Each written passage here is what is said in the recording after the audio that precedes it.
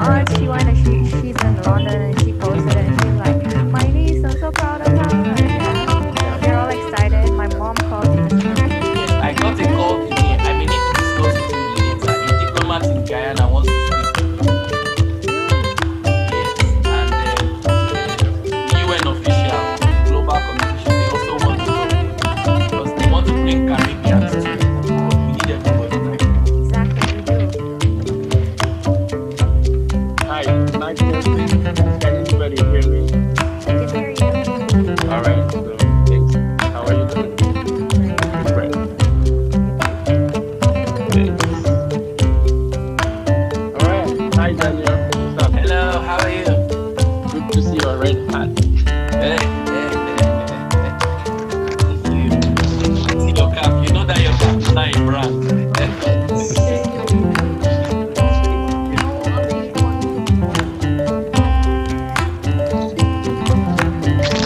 On the WhatsApp group, Alicia, on the WhatsApp group, I'll be posting the program of events.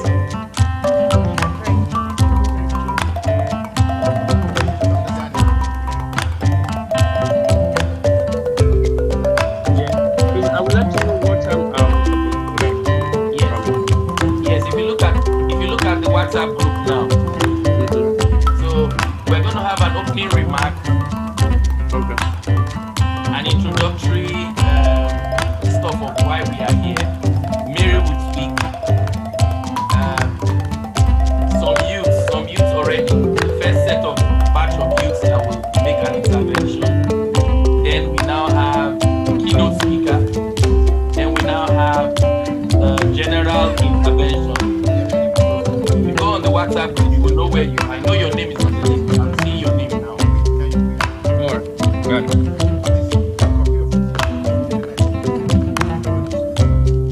I hope you will transfer anymore. So, okay, let me start getting it. Yeah, this is the one. How do you want the name pronounced? Nancy Bosa. Mamsi. Yeah.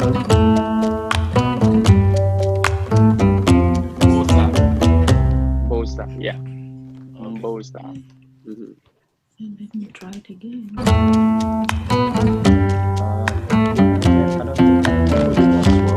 I can hear you now. I can hear you now. Okay, can you hear me? No. Yes, I can hear you now.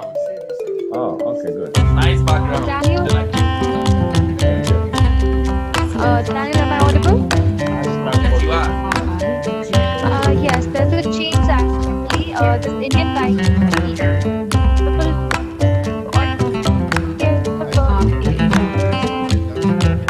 Dr. Raj, welcome on board.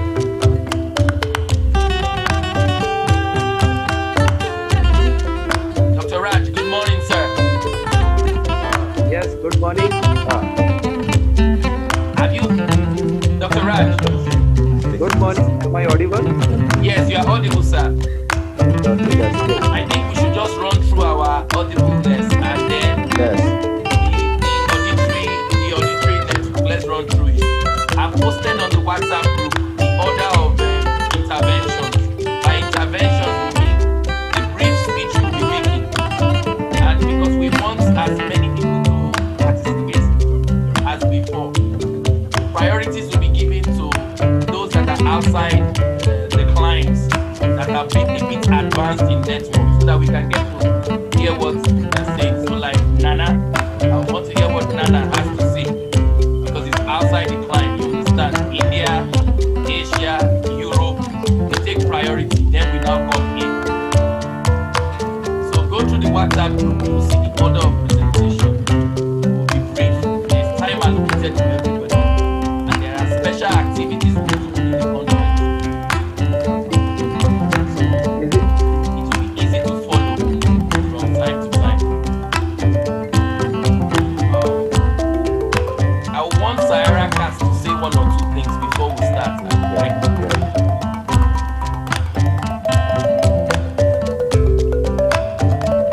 I think Ambassador Kure is already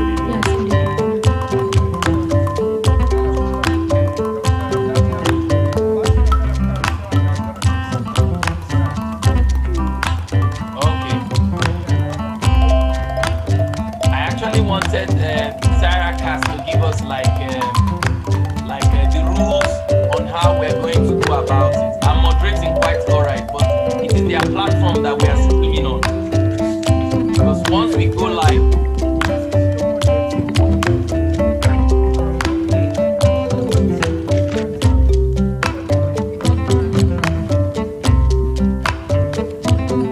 yes, but I still want SierraCast to just help us out with.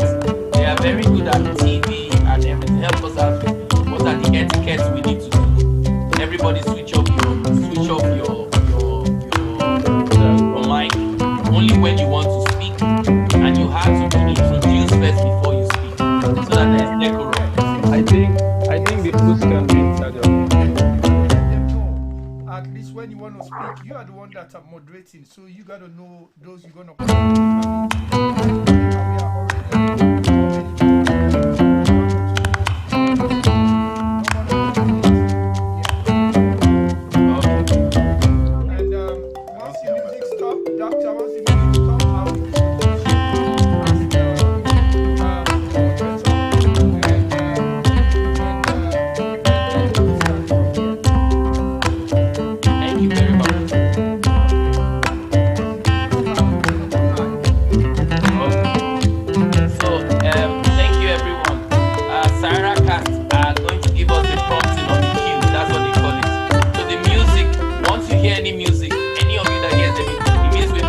Whatever you are doing, we need to stop and pause.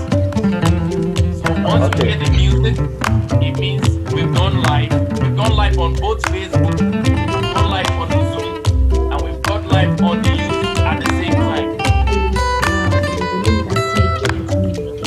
Okay, well, yeah, one question, also Daniel. Okay. Towards the end, how do we conclude?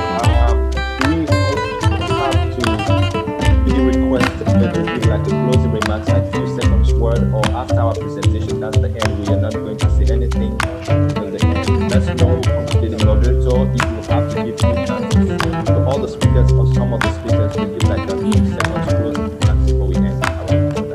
That's a very good question. So when you are called upon, for instance, we call Mrs. Mary Rose her intervention. Once she's called upon, her intervention includes a brief overview of who she is. My name is Dr. Maria Rose. Thank you for giving us this opportunity to do this. Coronavirus is so. One fact about coronavirus: what you think you are doing, the organization is doing. If you are doing an organization, your own view, your recommendation, your remark. Thank you all. All that can be coalesced in 3 minutes. We say 2 minutes, but because we know 1 minute will be for introduction. So your recommendation, your resolution, what you feel, the impact it is affecting in your community, all that can be coalesced into one. If there are any questions, I as a moderator can reach out depending on what you have said and direct it appropriately. Is that okay, Abdul? No. 5 minutes is okay? The challenge we're having is with time. Okay. And then, like I said, we are going to go live on Facebook at the same time. So not everybody will be able to join us on the Zoom. Remember, Zoom has a particular number of people it can even pick at a time. So, but Facebook is boundless. So we're having also questions on Facebook, and that's where I require some of our youth to help us out. So we have to have somebody already looking at least 3 or 4 questions. Okay, so we're about to start, Mary. Okay. Email address? Yeah.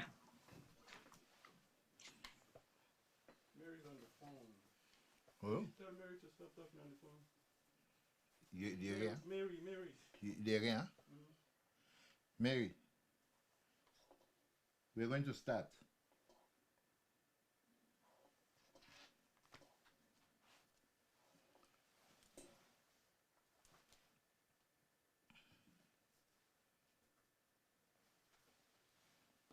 Ambassador Malik no comment, so I don't know. It's live now. Oh, okay. We want to welcome our viewers worldwide and more than 50 members of the Global Emergency Disaster Response Team, youth around the globe, and are joining this organization. IHRC and ADDI. We give credit to Ambassador Malik, Secretary General of IHRC, and Ambassador Fode Mansare, High Representative to the United Nations, and Her Excellency Ambassador Dr. Ari Kana. Greetings, Your Excellency. This is SierraCast TV. We are proud to be your host for this event. And I will now call on Dr. Daniel to introduce and moderate the speakers for this today's event. Welcome, Dr. Daniel. Mr. Malik. From across the world. Integrated webcam. Is that where I should You're go? all welcome to our online broadcast today. As you all know, every generation Daniel, out she of can see us, but she doesn't have the sound must here. define what we want to do. We are currently at a time in our history as human beings. Excuse me, Ambassador, join us. Where an ongoing pandemic is creating crisis across the world. Can you see me? As such, it is expected that human beings rise when there are challenges to address the issues of the time. The issue of the time right now is the ongoing pandemic caused by you may have to coronavirus I may have to hear you from my if at all we are to continue to exist as human beings on Earth, it is expected that we rise to contain spread. On that note, you're all welcome to our own kind of dialogue or a negotiation table where we brought minds from across the world to discuss, to share their experiences and what they think if we I can use my do to headphones, make I don't things even know much where to better. plug them on We want to thank all our partners who have made this possible, starting from I have regular SierraCast headphones for TV. my phone. I don't Thank you think so they'll go on much my computer. for Would they? creating the streaming machinery that this message will be beamed across the world. We also want to thank I the see my International mic, Human Rights but it's not. If I click on it, it says mute audio. Then making it it shows that possible mute. to gather this coalition open of right young now. people, intergenerational minds, patriotic minds to make things better. The voice is the problem. It says here, select microphone, real tech, them as system, select a speaker, speaker headphones, same as system. Then select the audio, the regular audio, not the speaker. I did that. Yeah, test mic, switch to audio, leave computer audio, audio settings. Let me click on that and see. Put the music going. Audio settings. Put the music in the background.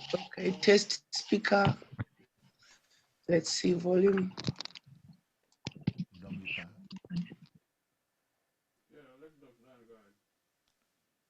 You don't get time. Wait like the person with the call next not connected. So hold on, please. Just 1 second. Well, you guys will be able to interrupt and keep talking. Yeah. Apply. Yeah. Yeah. We still continue. You just keep talking because. Yeah. So like Dr. Daniel, as you're on the phone, we are getting some issues with some of our members. I think they were getting problem with connecting to the program. So that's why things like this is going on. But if you could continue now, and then Dr. Daniel, you could come on and continue with the programs.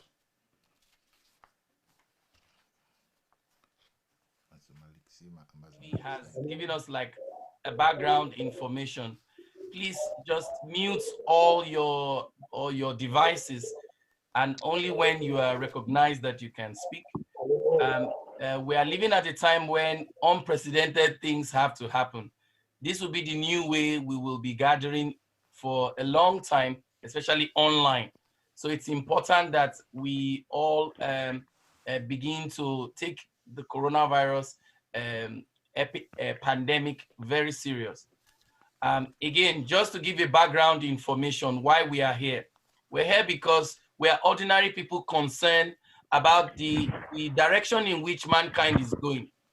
We're all from diverse continents. And those of us that are not even within the continent are concerned about our loved ones back home, especially in an era where people do not know what is really happening.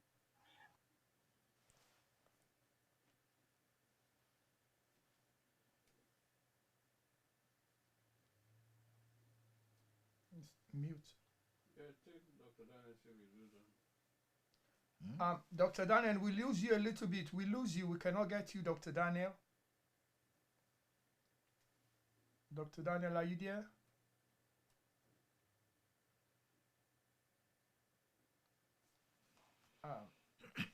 Yeah, we lose Dr. Daniel. Viewers, sorry. I think we have some technical problem on the other side of our speaker, and we try to fix that up and bring him back. Yeah. So, viewers, we are here today with members all over the globe with a global emergency disaster response team with youth around the globe. And the organization that are supporting these guys is the IHRC and the ADDI, and which one of the top figures that are supporting this youth. We say we give credit like to Ambassador Malik, who is the Secretary General of the IHRC, and also Ambassador Fode Mansare, who is a I representative to the United Nations, and also Her Excellency Ambassador Dr. Arikana, which we greet you, Your Excellency. Mind you, this is SierraCast TV, and we are the host and proud to be the host of this wonderful youth event today on the pandemic that is going around the globe. But are you there, Dr. Daniel? Connect. Yeah, viewers, we're sorry about the interruption. It's due to some satellite issue, but we'll get on to you guys shortly. Don't go down.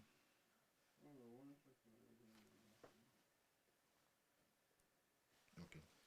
Ambassador Malik is connected. Everybody connected. Ambassador Malik is so we can move.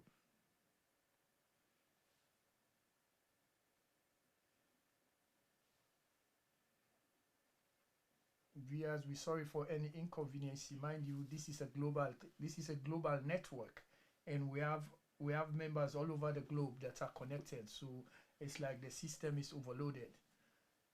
Very shortly, we'll clear the little fault, and then we'll continue the program. And mind you, this is SierraCast TV, and we broadcast live from New Jersey, and we broadcasting all over the globe. And this is our own gesture, our own help towards the pandemic around the globe, to give this wonderful broadcast among youths who are a global emergency disaster response team. These are youth that come together around the globe and see that it's necessary. Yes. So, Dr. Daniel, are you there? Yes, I'm here, and Okay. Ambassador Malik is also on board. Yes. So I think we can also start the proceeding. Yes. The program of events is already before me. Once you are done, I will just commence. Yeah, we want to welcome our viewers again, worldwide, and more than 50 members of the Global Emergency Disaster Response Team, youth around the globe, are joining this organization, the IHRC and the ADDI. And credit goes to Ambassador Malik, Secretary General of the IHRC, and Ambassador Fode Mansare, I representative to the United Nations, and also Her Excellency Ambassador Dr. Arikana. Greetings, Your Excellency. And this is SierraCast TV, as we are proud to be your host for this event. I will now call on Dr. Daniel to introduce and moderate the speakers for today's event. Dr. Daniel, welcome again to SierraCast TV. Thank you so much, SierraCast, for having us. For our viewers joining our platform, please, there's a microphone button just below your screen. Please ensure that it's on red. Ensure you switch off your microphone so that we don't disconnect you from here. Okay, it's Thank working. you. Thank you for doing that. Thank you. Mr. Teddy Everton, please switch off your microphone. Maria Rose, please switch up your microphone. Just click on it. Thank you so much. Once again, we want to welcome all our viewers from across the world. Thank you so much for joining well-meaning people that want the world to get better. We are a global network or coalition of many organizations concerned about the pandemic caused by the COVID-19. And we thought it wise for us to come together, share experience, and also see how we can recommend help and also launch other initiatives that can help other people outside our region. I'm so happy to be moderating this event with wonderful young people and also our elders who have seen it wise to bring everybody on board in an intergenerational dialogue. And that's what's happening all across the world since the spread of this pandemic. On that note, I want to recognize the presence of the Executive Secretary General of the International Human Rights Commission, who is here in our midst to give his opening remark and highlight some of the challenges that we're having. Over to you, Ambassador Malik.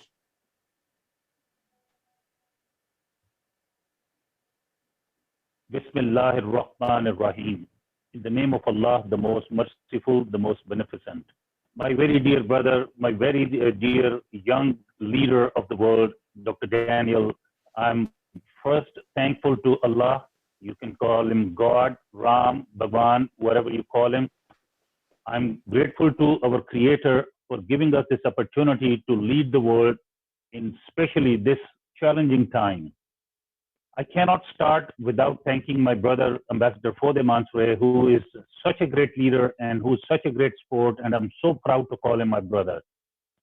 Ambassador Fode Mansour, I can't see you on the screen, but I'm sure you can hear me somewhere.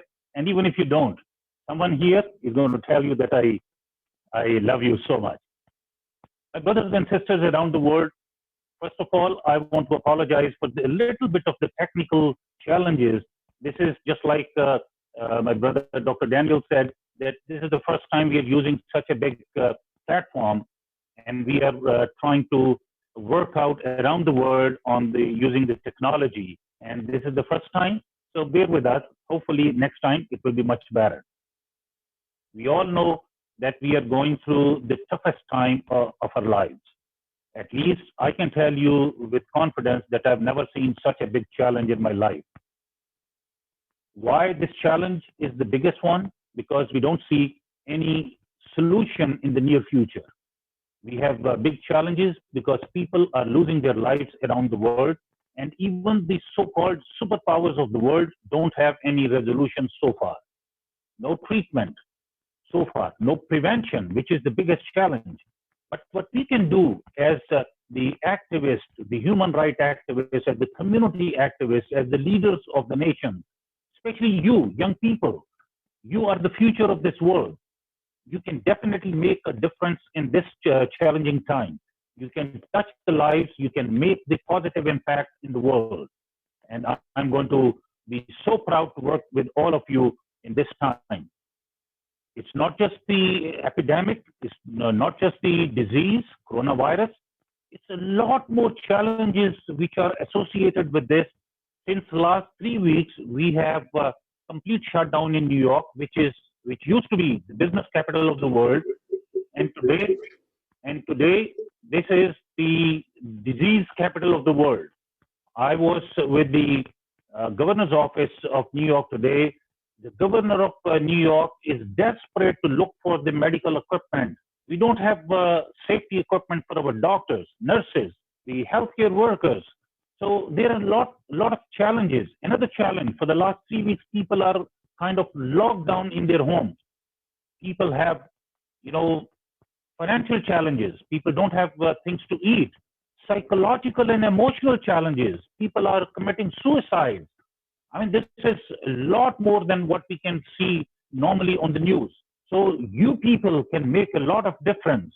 And I'm going to be proud to have this conversation on regular basis. And I suggest, Dr. Daniel, we should have this conference call at least every 2 weeks. So we can see the developments, we can make the difference, and we can see where we can touch the lives to make the positive impact. And before I pass it on to my brother, Dr. Daniel, International Human Rights Commission is grateful to Secretary General of United Nations, World Health Organizations, and all those organizations who are working hard to control this epidemic. And we are also looking forward to all the NGOs and IGOs to work together. Come join us, please. Let's join our resources. And we are here to serve the humanity. And I cannot finish without mentioning my own home state of Kashmir. People who are in lockdown situation, they can understand that how terrible and painful this is for the last 3 weeks or 2 weeks, or some people are in lockdown for the last 4 weeks. This is very, very big challenge to be locked down within your home, without resources, without going out. You can imagine, my own home state of Kashmir is in situation of the lockdown since August 5. We don't have healthcare facilities. We don't have hospitals working. We don't have doctors allowed to serve their patients. So you can imagine that's a very, very big challenge. I beg Indian Prime Minister, Prime Minister Modi, please open up Kashmir. Let people go there and treat people. We don't even have the opportunities to test people. I cannot even say that Kashmir have so many patients or so many possible cases. We don't know because it's completely locked down since August 5, 2019. Such a long time. Please, I beg the Indian government to let people go there and treat people and test people. So once again, thank you so much, every young leaders. I see so many beautiful faces here from all around the world. I see my colleagues, my young leaders from India. Thank you so much for joining us. And let's work together to make this world a much safer world for you, me, our families, and our next generation. God bless you all, and God bless all the people around the world. Thank you so much, Your Excellency. And it's on that note that we have started this conference. And that note is a very worthy note, that this ongoing pandemic is exposing some socio-economic challenges that have always been existing, but it is getting much more worse now. And it is time for us to drop all our little beefs and all our little misunderstanding. It's time for us to drop all our little hatred and animosity and perceived animosity. Let's drop it and let us work to at least confront the common enemy, which is fundamental. Thank you, Ambassador, and thank you for all the good works you are doing. And this is what we should all be doing together, sharing ideas, also using this medium to say what others that do not have the voice and the opportunity get to do. I would like to call on my co-moderator, who will be highlighting the true essence of what Global Emergency Responder is all about. Miss Mary Apollo from South Sudan, over to you.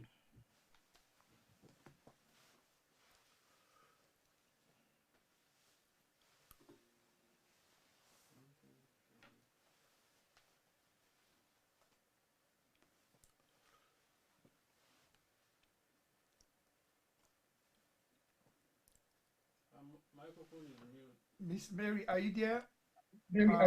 Doctor, it seems like yeah, I'm here. Welcome. First of all, I would like to welcome all the youth around the world. I would like to welcome all the youth around the world. So we are facing a difficult situation right now where we're fighting the COVID-19 that become a global pandemic disease, which is threatening our life and our future.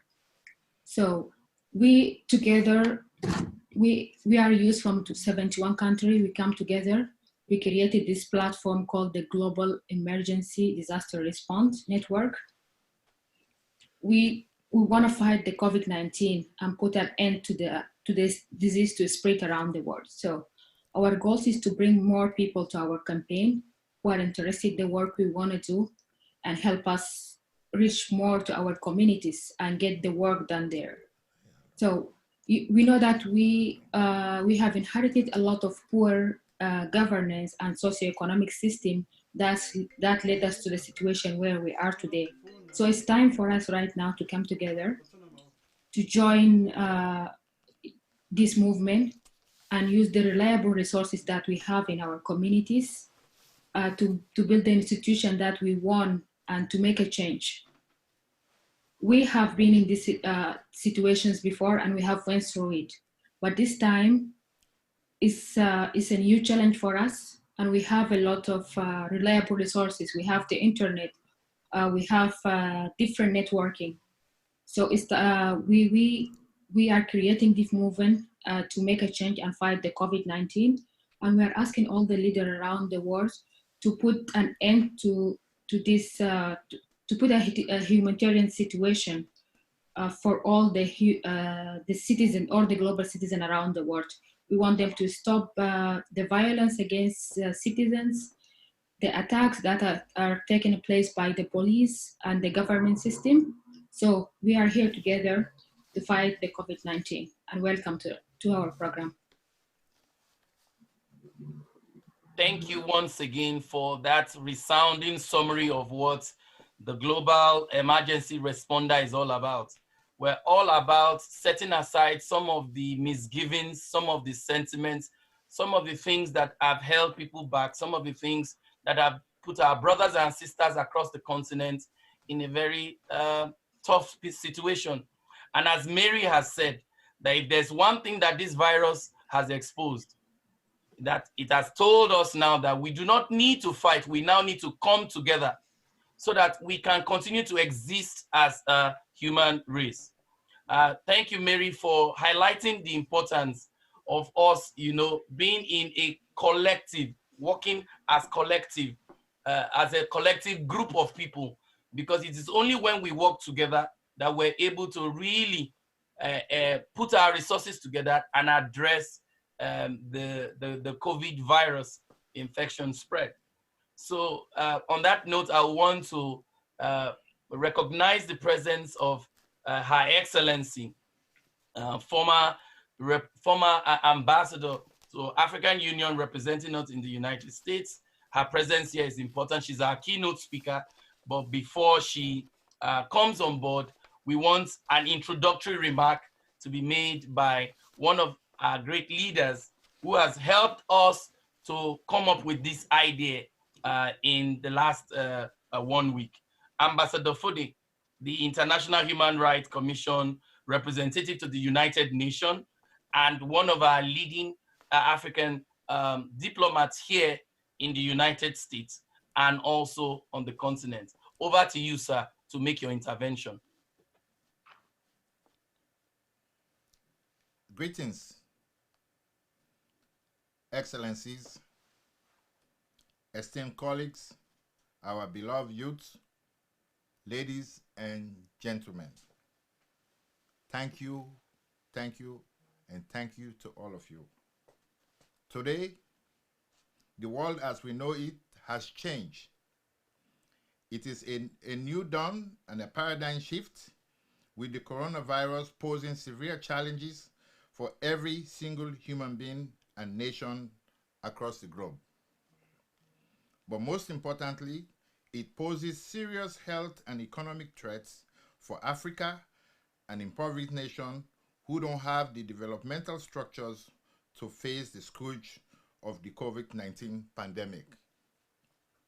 By all indications, if this ravaging disease can pose serious threats to America, the greatest nation on earth, China, Europe, European economies, what it's going to do to our beloved Africa is where we don't have the fundamental or structure to deal with such challenges. Ladies and gentlemen, this is where the right leadership matters for a new Africa, a new world faced with impoverishedness. Few leaders among us, many around the world, have the courage to see things and call them out as they are for the common good of all of humanity. That is why Africa finds herself in this awkward situation. Excellencies, ladies and gentlemen, today we have one such person in our midst, a woman that is loved by many around the world, a woman that is adored by youths and vulnerable societies around the world. She has sacrificed herself to ensure we build a model foundation and astute leadership qualities that will be required as we face the new paradigm shift. Ladies and gentlemen, if I say I'm going to be talking about the illustrious career of this wonderful person, a medical doctor, an academia, a role model to thousands and thousands of people around the world who have come together to organize this August gathering together. I will spend the whole day trying to praise her and give her all the accolades that the work that she has done for humanity. Excellencies, colleagues, ladies and gentlemen, without further ado, I present to you the eminent ambassador among ambassadors of our times. That person is no other than our special guest and keynote speaker, Her Excellency Dr. Arikana Giobori Kwa, immediate past ambassador of African Union to the United States. I thank you all. Her Excellency, you're welcome. Thank you. Yeah, thank you so much for that wonderful introduction. Thank you so much for that wonderful introduction of Her Excellency Dr. Arikana. She has been a mentor for us here, those of us Africans in diaspora, those of us directly that have been inspired to bring out the best versions of ourselves, to always stand up for what is right, to always be real, and to always be truthful. There's no doubt that Dr. Arikana has impacted every single person I can see here. She's also the reason why I was able to design an app to address climate change, because she was able to mobilize all of us in Harlem last year. I'm very sure she can't remember me, but she has been a blessing to us, and she says it the way it is. And more than ever before, it is time we start to say the truth. Those eras of playing politics and gambling with people's life, gambling with sustainable development goals, the coronavirus has exposed it. So you cannot have sustainable development goals on paper. On that note, we want to welcome you, Ma. As you prepare for your speech, we want to make 2 youth interventions, or we want some people from outside our climb here in the US to give you a picture of the dilemma of young people, especially during this pandemic, so that you can help us conceptualize as a medical doctor, as a diplomat, as a leader in your own right, and as a global influencer, what the direction we need to be. I'll be calling on Mr. Katie Bohora, the youth ambassador. Sorry, please, just to remind everyone again, your microphone should be having a red tag or a red sign showing mute. Thank you so much. So again, I want to call on Mr. Katie Bohora.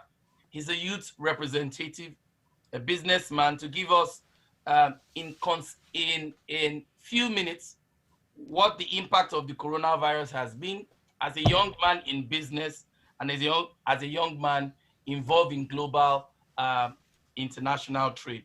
Over to you, Mr. Bohora.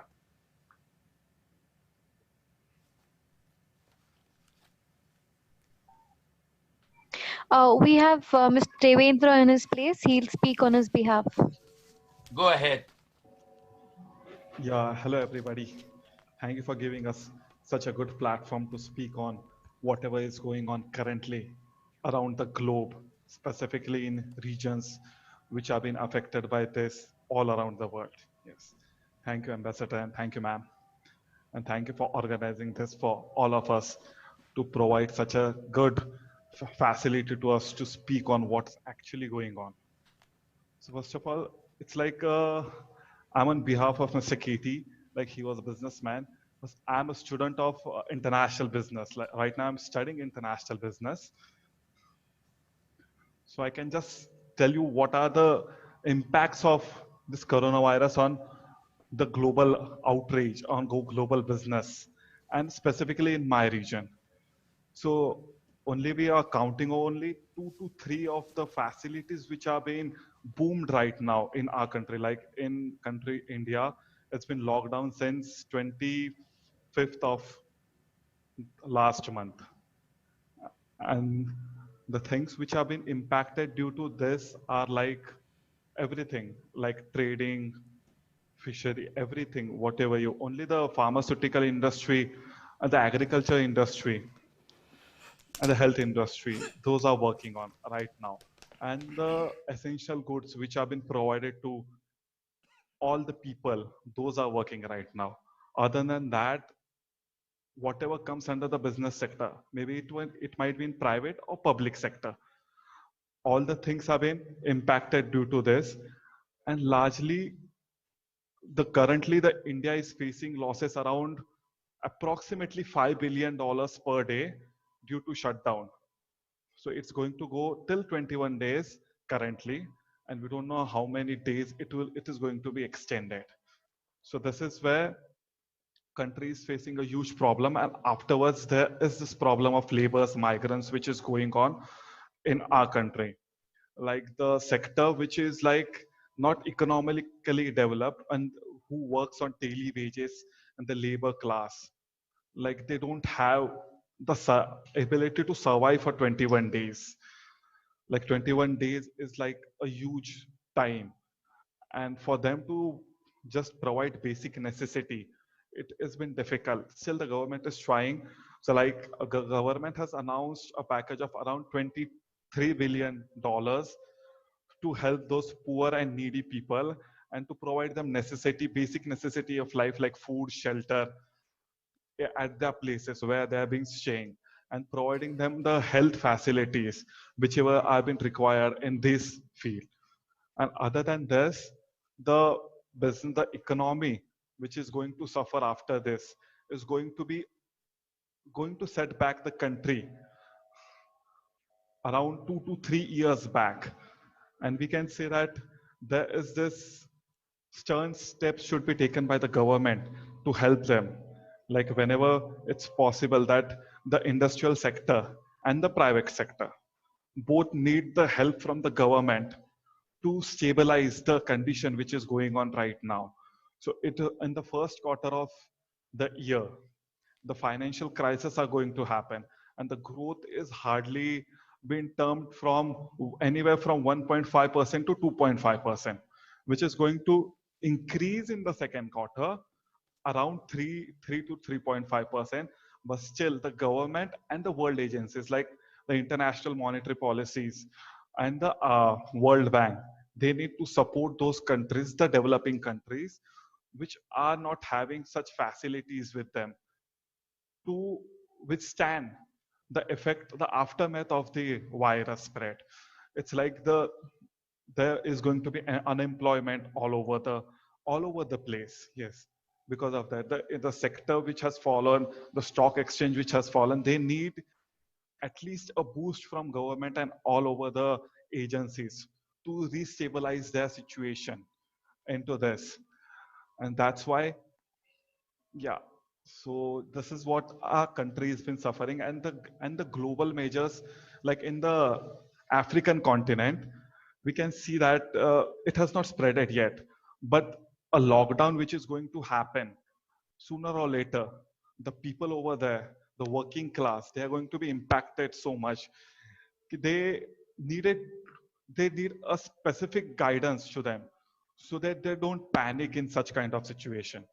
So because of this, like they should learn from whatever the countries are doing around the world, and they should imply in such a manner that they should not get that disaster after disaster in their countries, like the countries which are still developing. And if it goes on in such a way, it would be worst. That the corona is like, it's not up to an extent till now, but if the aftermath is at a worse effect, the people are going to starve, and they are going to be jobless, and the basic necessity of lives is going to be like standard all over the places.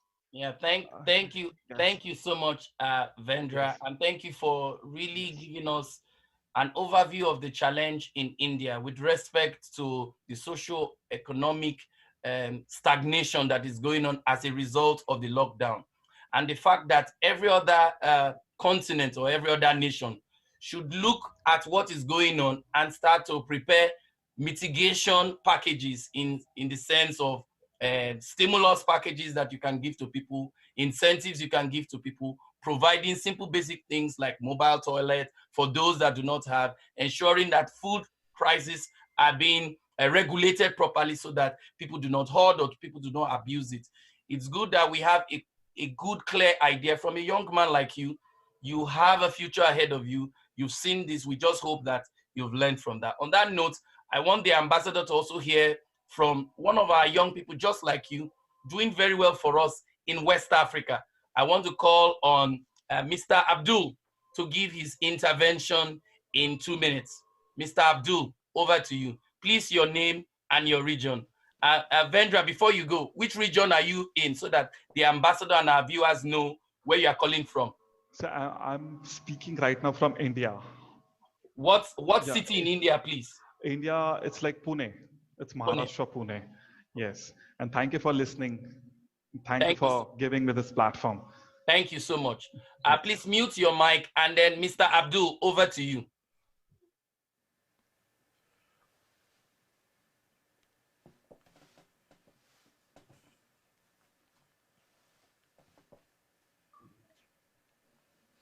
Hello, Mr. Abdul, are you there? Mr. Abdul from Sierra Leone, are you there? I think his phone must be on mute. On mute.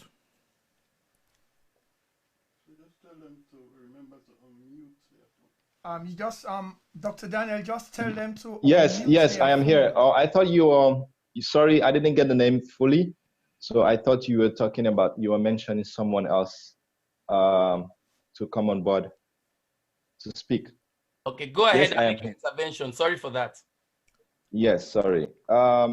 Thank you very much, Dr. Daniel. And I think this is a pleasure for me, myself, and the rest of the other young people across who are making their point in trying to address and bringing in solutions to the outbreak of this COVID-19. What I can say to global cities, this is very crucial and very important, that the world is right now facing a very terrible situation, and things are not normal as it used to be.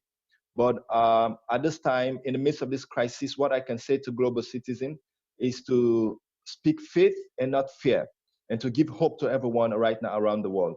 This is a time that everyone should believe in God more than ever before. You should get closer to God and pray on a continual basis and believe that God can save us through this disaster.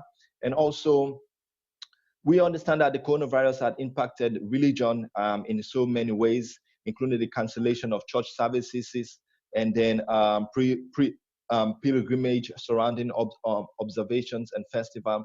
All of these had closed down as a result of this outbreak. But I want to share faith. And guess what? I want to tell citizens that our prayer life has not been canceled. God is there and is waiting for us to hear from us, so that He can forgive our sin and He can heal our land, and also develop quality time for God more than ever before. talk to God on a daily basis, ask for forgiveness, and He will heal us. This is very crucial. And like Dr. Malik was saying, it's like global leaders are trying to find a common ground, a common ways to solve this problem. But honestly, it seems as if nothing much and has been designed to solve the problem. So from my own perspective, all I can say to people watching all over is to believe in God on a daily basis, pray to God, and believe that God definitely can save us and can save us from this disease. And above all, I wish everyone a healthy life, and that everyone will live long and nobody will die. Everyone will be blessed. Everyone will live healthy. Everyone will live healthy, and everyone will have enough food to eat in their homes, and everyone will be strong and be safe, even though as we observe this global catastrophe. So I wish everyone the best, and my final saying is that everyone should get closer to God, pray for forgiveness, and that God will heal our land, and that will continue to be a blessed global citizen. And very soon this thing will cease and we'll get back to normalcy. Thank you so much, Abdul, for highlighting the role of looking inward, trying to speak to the inner core of you. Thank you for also highlighting the role that even when a time comes when all man-made efforts can't really work, that those of us that look inside to look for higher purpose or higher meaning to life should now be more religious in it, should now take it more seriously, that those of us that have belief system that all will be well, we need more stronger efforts, or we need more stronger zeal. We should hold on to those principles. Those are spiritual beliefs. Those are humanistic beliefs that we have. Thank you also for reminding us as young people that it is time we become more ethical than our fathers and the ones that have come before us. It's not enough for us to point fingers now that the fingers and the system has failed. It is time for us to be more innovative, because innovation has also its own belief system. Thank you also for staying strong for our people in Sierra Leone. We know all the efforts you did. We know how you got involved with the Ministry of Youth and Sports in your country. We know how you are mobilizing people, pleading with young ones to stay at home so that we can continue to contain the spread. On that note, we want to call a woman who I personally believe that the world needs to listen to, especially at a time like this where we need to hear the truth and where we need a direction or a strategy that will help us govern ourselves more, help us make informed decisions during crises like this. A woman that we know personally as young people, those of us here, that has already kickstarted projects to address a pandemic like this. Let us hear from her the direction she feels that we all should do, whether we're in the US, South America, in Europe, up in the Oceania region, Pacific Island nation, in Africa. I believe seriously that if we're able to listen to one another, especially someone who is a medical practitioner, she understands what this virus can do. Who is a diplomat herself, she has been in a position of power to engage world leaders, who also represents a continent that are also the most vulnerable for now, following the WHO report that their fear is for Africa as a continent, is for Pacific Island nation. Let us see what she has in stock for us today. Over to you, Your Excellency. You have the floor.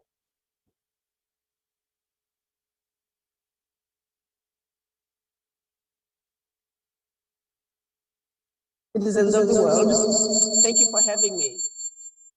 Can you all hear me clearly? Yes, ma'am. Yes. Okay, my name is Ambassador Arikana Chiomborikwa.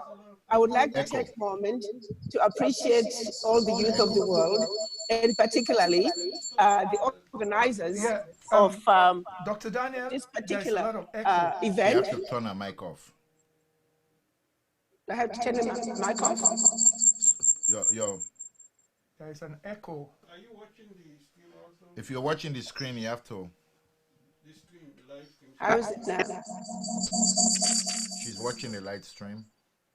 Yeah, if she's watching it and talking, then there's going to be some echo at the background. Okay. Okay. She signed up from two devices. You can only hear me from my phone. No. Yeah, it's good now. No, but she's blank. Oh, no, that's not her. Okay, I tell you what. Let me exit from the computer. No, it's good like this. Go ahead. No, the echo is echoing. You Okay. can only have one device. Okay. Is this good? You can only have one device on because there's a lot of echo. Okay. She have the phone. Okay, is that better? Yeah, a lot better. Much better, ma. Your Excellency, this is much better. Perfect. Okay, wonderful. That's technology age. Okay. you all are teaching me something. Once again, I want to thank all of you young people for putting this wonderful event together, particularly at a time like where we are today, when it demands that the world must come together and speak with one voice. Coronavirus has been an enemy that we, as the saying goes, there's nothing that unifies than a common enemy. The world does indeed have a common enemy, and her name is the family of Corona. And within that family, we now have one that has chosen to be the murderer among this family. And her name is, or rather his name is COVID-19. COVID-19 is an enemy that does not care who you are, your socioeconomic status, your educational level. COVID-19 is an equalizer in a very negative way. Let's face it, the time is now for the world to come together and realize what God has always called us to do, to realize that we are one, we're all human beings, created as equals under God. And this is something that Corona is reminding us of. So let's all not forget that. As I was deliberating and what to share with the youth of today, I couldn't help but find myself going back to unity and unity and unity. But more importantly, especially when you realize that we, the elders, we have not done a very good job of creating a better world for our children, you, the youth. The rate of unemployment, the suffering and despair and hopelessness among our youth is something that troubles me and keeps me awake on many nights. Now, Corona, already we have a very difficult situation. When you look at the situation in Africa, it's a bad situation. And then when you add Corona, this is going to be disastrous. Disaster of unmeasurable proportions. And while we may not have seen the height of this epidemic, it is coming in Africa. Let's make no mistake about it. And when it does hit Africa and other developing parts of the world, it's going to be carnage. Millions of people are going to die. One could comfortably say, if we do not do something and be ahead of this game in Africa, we could easily see Africa losing a third of her population.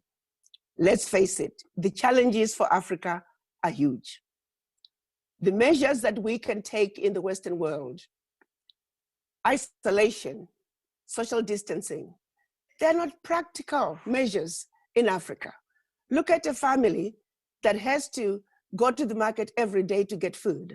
They don't have electricity in order to preserve the food. They don't have the funds, the means to stockpile their food. So to say social distancing, and also they live 10 to a 2-room house. How do you expect them to socially distance when they have to live in such small quarters? How do you expect them to socially distance when they have to go to a crowded market to get food on a daily basis? Some of the measures that are practical in the developed world are not practical in Africa. So you can imagine that one person can easily infect millions in the African settings and the settings in many other developing parts of the world. So the reality is, let's be ahead of this game where we can. And that calls on all of us coming together and saying, enough is enough. And that as a human being, wherever I am, I should do my part to do something about this pandemic. And I'm going to focus on Africa for a little bit, because that is the area that is the scariest when you look at the globe. what can happen in Africa can be absolutely catastrophic. And that is a reality. It is a fact that we all must be aware of. The conditions on the ground in Africa, while the African heads of states have done a good job at making sure that they protect their borders, be it via sea, via air, or on the ground, from what I can read and from what I'm hearing, they have done a good job. They have healthcare personnel at all the borders, making sure that they're checking temperatures as the individuals are coming in. They have isolation rooms at the borders where they can quickly isolate those with temperatures. And a lot of them also have hospitals that are ready to treat these patients. The biggest dilemma that Africa is facing now are the supplies. On any given day, when you look at any African country, particularly sub-Saharan Africa, the average country does not have enough ventilators to take care of the average daily casualties that come through the hospitals. Now you can imagine adding on a pandemic situation, it is a death sentence. Having an infection from COVID-19 will be an automatic death sentence. So that is our reality. So today, I'm calling on all people around the globe to say, let's seriously have a continental strategy for dealing with COVID-19. At this point, currently, different African countries are dealing with their small countries and strategizing. But what is needed in Africa is a continental development agenda. There's also, even as the world, what is needed is a regional international agenda to say, as we are hit with this pandemic, we have a mechanism of shifting the gears and sending the supplies where they are needed the most. In Africa, let's look at the 5 regions, having regional distribution centers for these much needed PPEs. So that way, as we have hotspots rising around the continent, we shift these supplies to where they are needed the most. And of course, all of you know all the basic supplies, the N95 masks, the surgical masks, the surgical gowns, the body suits, the thermometers that are needed, non-contact thermometers, and of course the testing kits. And of course, the biggest one is the ventilators. If we could have centralized countries that could accept to be distribution centers for such equipment, let's put together a COVID-19 strategic planning team, and those of us in the diaspora to whom much is given, much is expected. If we could also come with our own strategy to say, we as the diaspora, what can we do to play our part in addressing this issue and helping our leaders to be ahead of this game as a continent, not as individual African countries, but as a continent. So this is where I'm going to be calling on all of you to say, let's have a diaspora COVID-19 response task force where we can pool our monies. If $1 is what you have, then $1 is what you give. If $1 billion is what you have, then $1 billion is what you give. But this time is calling for unity and not divisions. This time is calling for us to speak with one voice and realizing that we have a common enemy. And for Africa being a gigantic continent with 1.3 billion people, there is so much need for us to organize. We have to organize and look at this beast in the face and make sure that we are prepared to deal with it the best way we can.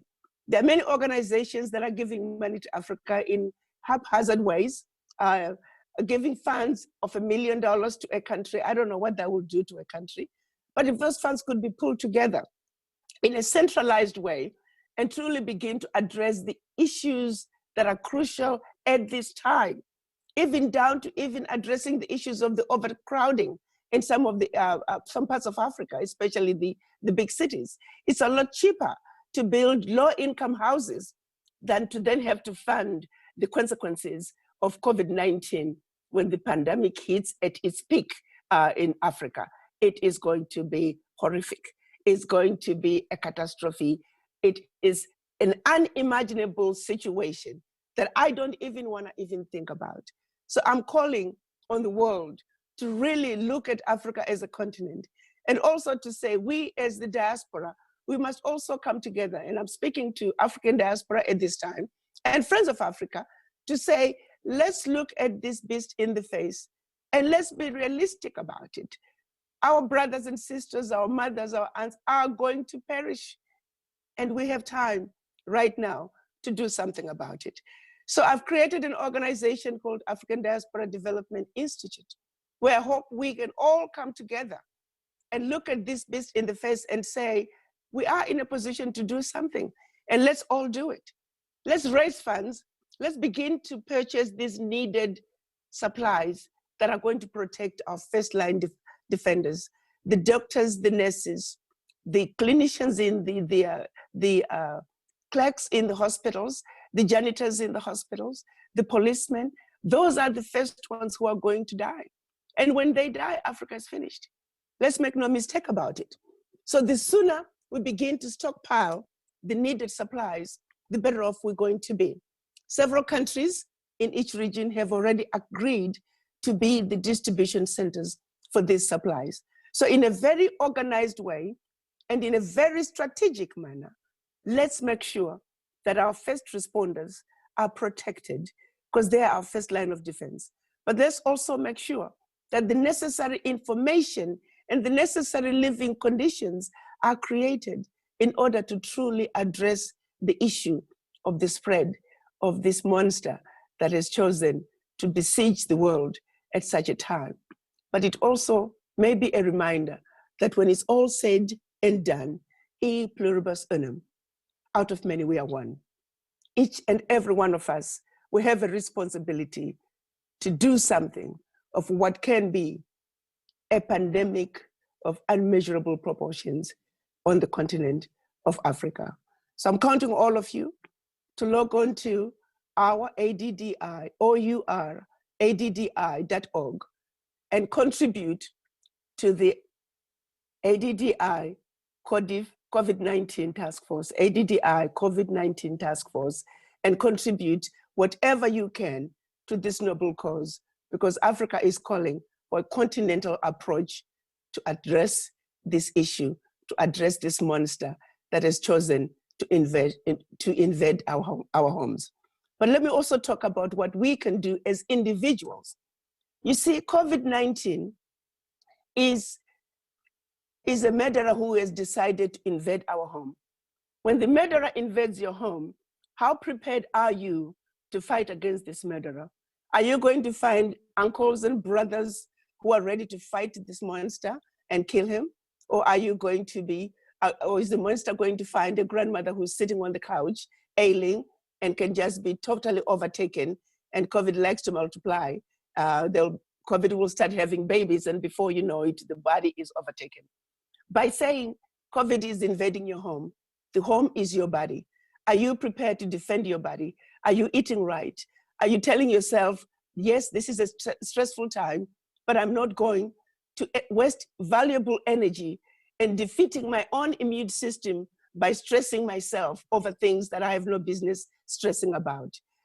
I'm asking for all of you to take a moment and take good care of yourself, take good care of your health, because your health as an individual, eating right, sleeping right, making sure you're stress-free to the best that you can, of course, is the first line of defense. You need a good immune system. The antibiotics and any other medications that you may be given, they work better if your house, your personal health is in order. So I'm also asking all of you to do the best you can to take good care of yourself, eat right, make sure you drink lots of water, lots of fruits and vegetables if you can afford them. But that is the first line of defense. So once again, I'm asking the world to say, please, a carnage is heading its way to the continent of Africa and other impoverished parts of the world, that we need to have an organized approach to this problem, an international approach to this problem. And so please, I'm counting on you. Go to ouraddi.org and do your part to address this pandemic, this scourge that has chosen to come to us, the citizens of the world, at this time. Once again, let's unite. I thank you. Thank you so much, Your Excellency. And it's always an interesting time to listen to how you have been able to give a pre-COVID strategy, a COVID strategy as it is ongoing and a post-COVID strategy. And because this is key, it's not enough for us to look at COVID now. There is going to be consequences after now. And you cannot be thinking of those consequences after now. You also have to have them all working together. We are going to immediately jump into the question session because we have some questions that we want to give. I want to start off by bringing in some of our partners and recognizing some of the people that have joined, like the AADD, your organization have been very instrumental. I'm aware that some organizations too are on board, like SierraCast, Team 54 Project, my organization that raise awareness on climate change. We are also aware that our chief host here, the International Human Rights Commission, led by our mentor and a very good father of us, His Excellency, Ambassador Malik and his team, and every other of our little part of individuals from Sierra Leone, from South Africa, from India, that have worked to be here. The question I want to ask is, because as a medical personnel, as a doctor too, just like you, it's also important that we try and tell people the importance of being clean. You know, there's no excuse now more than ever before for us to be clean. In your own view, what do you think we can do now as a government, not as an individual, you've given us as a government, to ensure that people hold themselves to that standard and be clean? Because now the virus is teaching us to wash our hands. What do you think we can do as a diplomat yourself to advise governments on cleanliness and then in moving forward our post-COVID strategy? Thank you. I have to say, you know, it's easier said than done with us sitting in the developed world and say, oh, you must wash your hands. We have to remember that in some parts of the world, people have to walk quite a distance just to get water. So the idea of saying, wash your hands as often as you can, it's a luxury that we take for granted. You know, for the most part, like I said, strategies that are being put in place in the developed world, they're manageable, they're doable. But we also have strategies for those who are less fortunate, who live in the developing world, where water is a precious commodity. And washing your hands regularly it's easier said than done. So again, that goes back to, while we do our best to wash our hands with whatever water we have, the onus now is on the government to also see what they can do to deliver water to these communities. And that's where we also come in as a diaspora, as the international community, to also address and strategize and see those areas where the need is needed the most. And let's address those issues. And that's why I'm saying, when we pull our funds together as a united world, people of the earth, we can address these issues. It's just that too often we are scattered. I've looked at the list of donors who are giving money to Africa, for example. If all that money was pulled and managed in an organized way, we can address these issues. But too often giving $2 million to Sierra Leone, what is Sierra Leone going to do with $2 million? You know, so these funds need to be pulled together. Let's look at it and say, which countries, how many ventilators, for example, do we have on the continent? Where are they? In a realistic situation of a pandemic, how many ventilators do we really need? We can comfortably say, if we take the population of Africa, which is almost 1.3 billion, let's assume half of the people are going to get sick. We're looking at about 650,000. And then let's say of the 650,000, maybe half of those are going to end up in the hospital. And then maybe half of those are going to need ventilators. Let's come up with a practical way of looking at a scenario of what can happen. And then we then say, let's put ventilators in strategic locations on the continent. Let's put all the supplies in strategic locations on the continent. And as this pandemic is going to peak, it's not going to peak in all of Africa at the same time. It's going to peak in some countries versus others. Some countries may be like and never really have a peak. But as those countries are peaking, we should be able to mobilize those supplies as quickly as we can so we can save lives. So a strategic approach, a continental approach, is what is needed. But not only let's move out of the continent as well. The world should look at an international approach. Even from an international level, you can also look at it and say, which areas are more likely ready to get hit? And we move those resources, we move the supplies as they are needed to the areas where they are needed the most. So it is the organization that is needed. And certainly for Africa, which is the area that everybody is very concerned about, we really need to be ahead of this curve. The planning should be now. It is my humble opinion that all those funds that are getting ready to be given to the continent, they should be given in a coordinated manner. The diaspora are very ready and willing to play their part. The expertise that is needed to play this role and fill in the gap is in the diaspora. So I know I can speak from what I know and experience, and talking to the diaspora, they're ready. So as the African diaspora and Friends of Africa, we're asking that we organize so these funds can be pulled together in a very strategic manner and managed professionally to see to it that these funds don't just vanish into thin air. We must see results, and we can obtain the results if we work in a coordinated manner. Again, Ujamaa and the spirit of unity must prevail among us. I totally agree in your wisdom. And this is what I always tell young people. It's not enough for you to say you want to come to the table of discussion. You want to have a say. When you get to that table, you have to have a plan already. So you say you've identified that there are no ventilators in your hospital for a long time. Now that there's a lockdown, how many of our Africans or our Caribbean engineers in mechanical engine can repair old ones? Because we are aware of a story in Nigeria that two young people who have stayed at home for more than 3 weeks are tired, and they just decided to take on ventilating machines in 1988 and repair all of them, because it's the same mechanical principle. And working hand in hand with some doctors, they were able to do that. So my points and my questions are this. What do you want healthcare workers like me and you? We're all doctors. We are throwing them in front of an enemy they can't see. What do you want them to be aware of when managing these cases? What do you think it's important that people should do to help strengthen our colleagues who every day we see them, those that are not yet having those surge?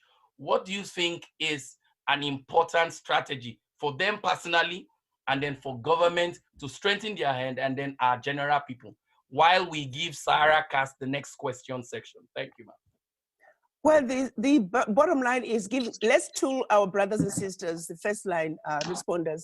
Let's give them the necessary tools they need to work. I've experienced situations in Sierra Leone. I remember one time we were doing a needs assessment visit in Sierra Leone. And I remember we went to visit one of the central hospitals, and this doctor shared with us a story that continues to be quite heartbreaking for me. He had to come in very early that day, around 5 a.m. The pediatric unit only had 2 ventilators, pediatric ventilators, and there were 3 babies who needed ventilators. One had just started having respiratory distress. And the doctor was called in to come and make a decision as to which one of the 3 babies had to die, because only 2 ventilators were available. That story is still very painful to me. So our first responders, the doctor had to make a decision that day. He had to extubate one baby because he felt the one who was beginning to have respiratory distress had a better chance of surviving. So he had to extubate one baby so he could give the ventilator to the other baby. Those are the conditions that our frontline workers, the doctors and the nurses, are working on. I remember another story in another African country. The nurse was having to bring her own blood pressure cuff to the emergency room.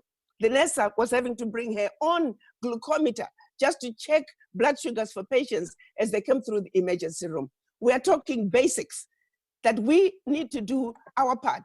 Those are the conditions under which our fellow brothers and sisters are working under. We need to help them. Let's give them the tools that they need to do their work. And that's why I'm saying, let's mobilize our funds. Let's make sure that we have distribution centers, that these workers can reach out and let us know what they need, and they should be able to do what they need to do. But also, let's create a safe environment for them to work. That is the best way we can support them. And we should work with the governments to make sure that they understand, because quite often too, this is overwhelming, even for the government, even the heads of states, it is overwhelming. This is something they've never experienced. And so it's gonna take everybody. This is not the time for finger pointing.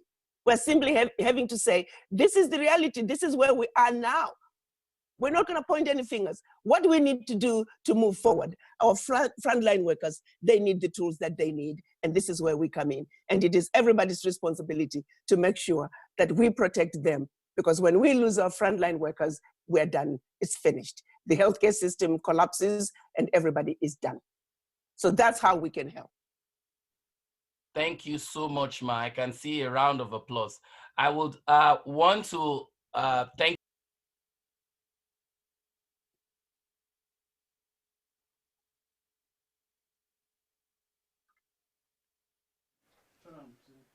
You meet her? Not me. Dr. Daniel, we are not getting you. It's me. You put your phone on mute. Thank you so much. Thank you so much, Your Excellency.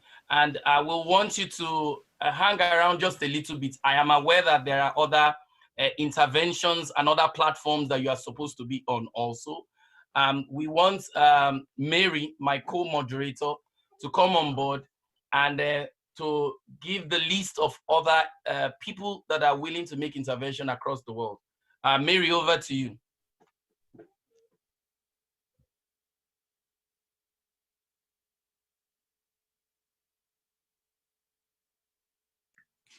So thank you. There is a lot of comment and concern from the audience and the viewers who are watching us right now for Ambassador Arikana. Some are asking about the challenges that African women are facing, and what are you suggesting will be the solution for them? How can we sustain that they are in a safe place, they're having a good health condition during this crisis? To be honest with you, African women continue to be the underdog. And of course, the women and the youth. When you look at the issues of healthcare, we still are losing too many women during childbirth. It's a very difficult situation to imagine someone dying while giving birth to another life. That has continuously been a problem in Africa. We're also looking at, on a daily basis, it is the African woman who has to go out and look for food. So when we ask this woman who has to take care of a family of 10, 15, 20, to say you must self-quarantine, that is not practical. When you ask this woman who has to go to the market to sell food or whatever else she can sell to make a living and say social distance, it's not practical. So the challenges for the African woman have been there. Corona is going to make it an even steeper battle for an average African woman to make it. So we're already underdogs, and Corona is going to make life even more difficult. So I can't say there's anything that's different, except that the problems are going to be quadrupled. And that means the African woman, their challenges are even higher as we try to take care of the entire family. It is simply going to be a global problem and monumental in a way when you look at what an average African woman has to go through on a daily basis, everything being normal, and then now you throw her into the middle of a pandemic with Corona. So you can just imagine the quadruple effect of what the woman will have to go through. Yeah, so on that note, thank you so much, Your Excellency. I would want to call on our other speakers that we have already allotted to make interventions so that we can be able to have a more robust view of what the impact is across the world. I want to call on Ambassador Maria Rose. Are you ready for your intervention now, ma'am? Your mic. Your mic, ma'am. Mic. Thank you, Doctor, for giving me this time to bring my intervention. My name is Marie Rose Sirikari. I'm calling from Gaithersburg, Montgomery County, Maryland, the United States of America. I'm a president, founder, CEO of the African Women Council Incorporated. which is helping immigrant community in Montgomery County and also in Africa, particularly in the Democratic Republic of Congo, through literacy, health education, civic participation, and bringing project in women and girls in the Congo, eastern part of the Congo. So I'm going to talk about the coronavirus first and bring some comment, because I always bring some kind of proposition. This DRC is one of the countries which is facing the coronavirus pandemic. Although in the Congo we have the doctor, Dr. Muyembe Jean-Jacques, who has been working hard, has been helping Congo from decades, helping Ebola. Himself with the team in DRC for decades. 3 times Ebola coming in the Congo, he has contained them. Now he's working on this corona epidemic with his group. They are using the same strategic to help the coronavirus pandemic. Using the same strategic, it works during Ebola. I think that's gonna work. I feel that's confidence for myself. And this doctor is not well known in the international community, has never been recognized, but he just been recognized by the emperor in Japan, I think in January, something like that. So that's what I wanted to do intervention. This doctor should be supported to help. Is an asset to the African continent. He's not well known. That's what I wanted to say. And in the second thing, what we do as an organization, AWC has been advocating for women to empower women and girls in the eastern part of Congo. Because of our strong advocacy, the state of Maryland has passed the conflict mineral bill in DRC, which this conflict mineral is supported by House of Delegates and Senate, and also the ongoing sister state is supported by the U.S. Congress. What I said I wanted to do is just like, I want this platform, this platform to help, to work together. We have created a network of women and girl entrepreneurs in the Congo. Also networking of schools and universities and entrepreneurs, which they call Federation of Congolese Entrepreneurs in North Kivu, which is headed a president by a woman. Okay. Yeah, so that's what I'm saying. Those entrepreneurs and with the sister state, which we other partner together, including you and Ambassador Arikana, we can do something to help this platform, which we have supported by the state of Maryland and the Congress and other partner, and all of us, we can work together. The same thing we can do to educate our people to work together, including the local and central government. Okay.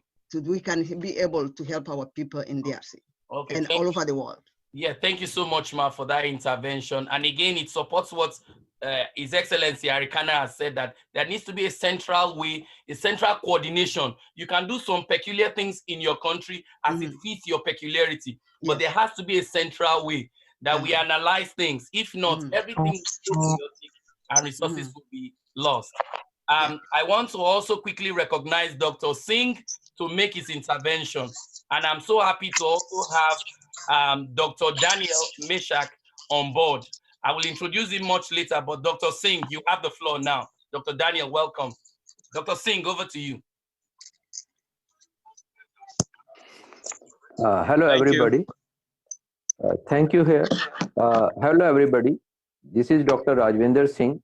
I am a medical practitioner for maybe past 12 years.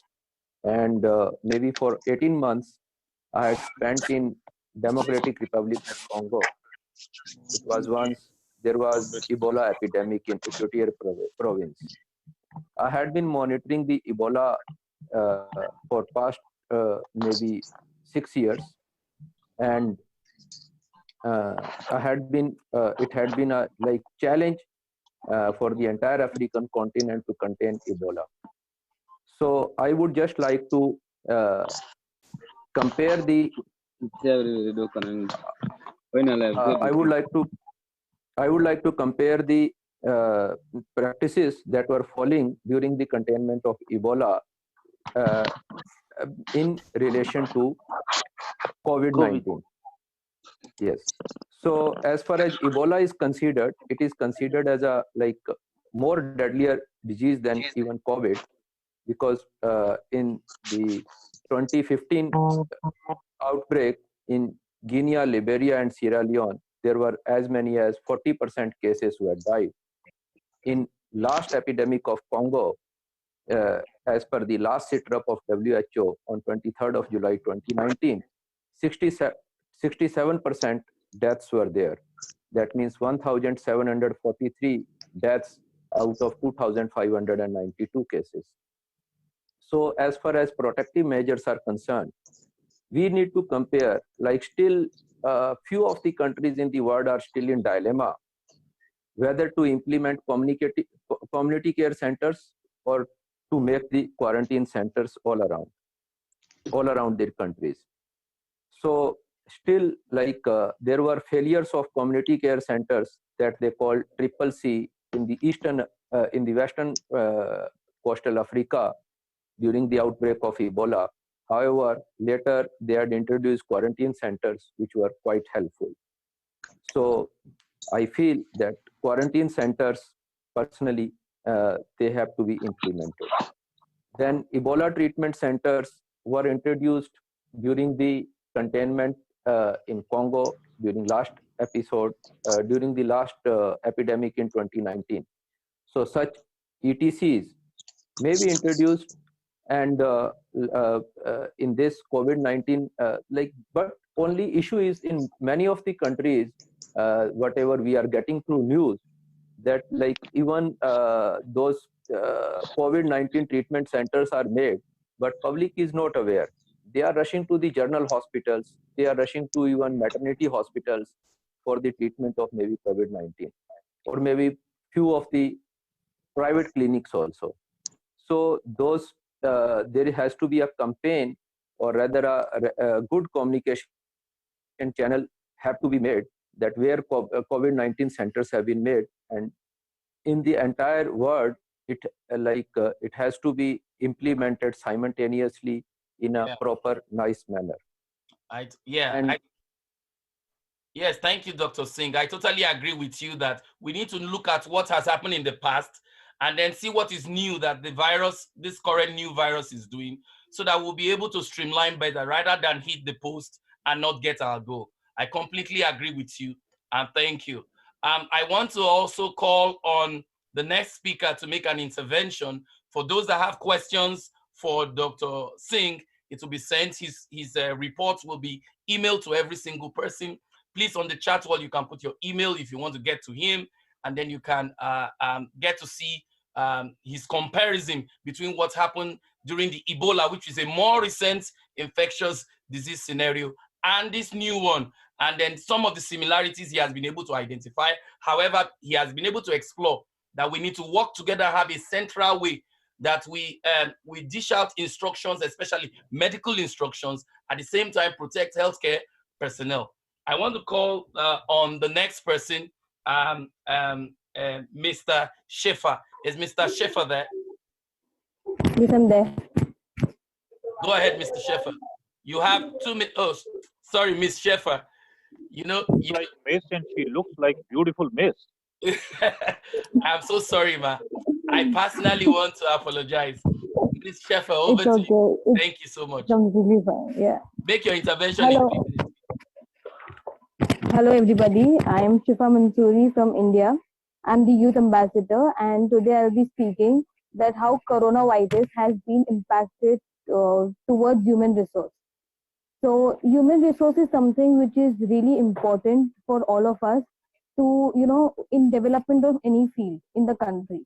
whether it be the field of science, industry, commerce, public administration, or whichever field it may be. So human resources become a crucial part for any kind of development, and coronavirus has impactfully impacted that human resources are affected at large. Yeah, I would like to quote a quote from Nelson Mandela, Sir Nelson Mandela. He had told in his book that if you want to bring a change, do not bring a change in society, bring change in oneself. And I completely agree with his quote, because if one needs to embrace this virus, and if we need to over tackle this, and we need to bring peace and stability into the worldwide context, then it is really important that we start with ourselves. We follow all kind of we should follow all kind of aspects that need to be followed. Like there are n number of precautions that needs to be taken, and I would like to emphasize that there are sustainable development goals which has been framed by United Nations, and on the current scenario there are 5 SDGs which support the following. The SDG number 5, that is World Health, clean water and sanitization. SDG number 817, which speaks on life, which speaks upon the participation of economic goals and participation and development of goals. And there have been human resources which have been impacted at large. So it is our duty to look forward as youngsters, youth, and elders to make people aware as much as possible and make the world a better place for living. There has been a lot of impact of coronavirus on each one's life, and especially human resources affected at large. There's a lockdown in India right now, and I'm sure in Africa as well. But India and Africa has not been affected as much as European countries have been affected. Right now, the death rate that is being prevailing in Italy has crossed 11,000. In China, it is 3,000, which is under control, and in US, it is 7,000.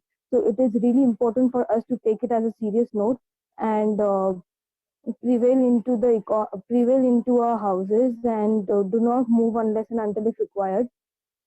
It is also important, and it is also important for all of us to take measurable steps which are issued in interest of by the World Health Organization Yes. to enhance oneself and get into order and make a world better place for living. And I would conclude my speech by saying that a winner is always a dreamer who never gives up. So let's fight it together and let's face it together. I'm sure we'll overcome this. Thank you. Thank you so much, Shefa, for that. And thank you for also reminding us to also listen to constituted authorities and follow their instruction.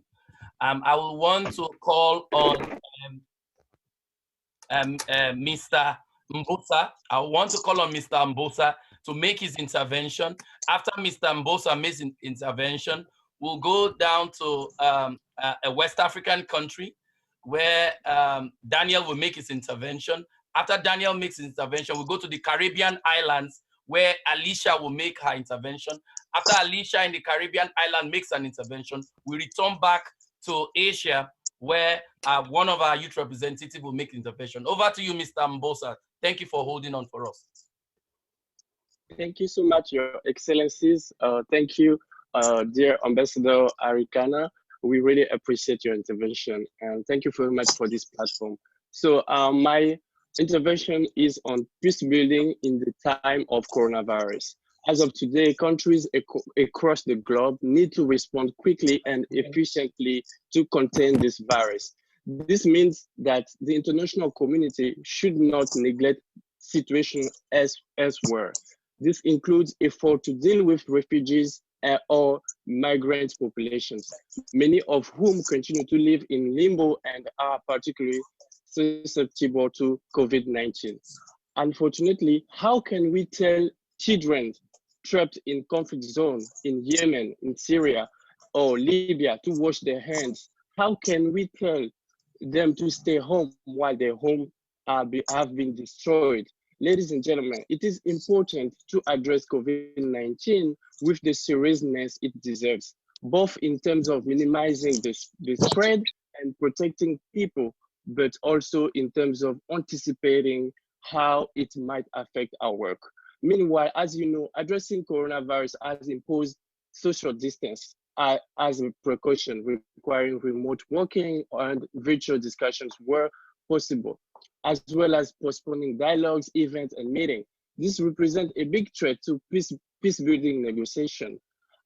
As a matter of fact, all international organizations committed to conflict resolution and peace building normally operates by bringing people together across geographical or ideological and other boundaries to talk and build trust. But today, with social distancing, this can be this is complicating the situation right now, and the impact on vulnerable groups such as refugees and displaced prisoners, the displaced and the homeless, for example, could be very devastating.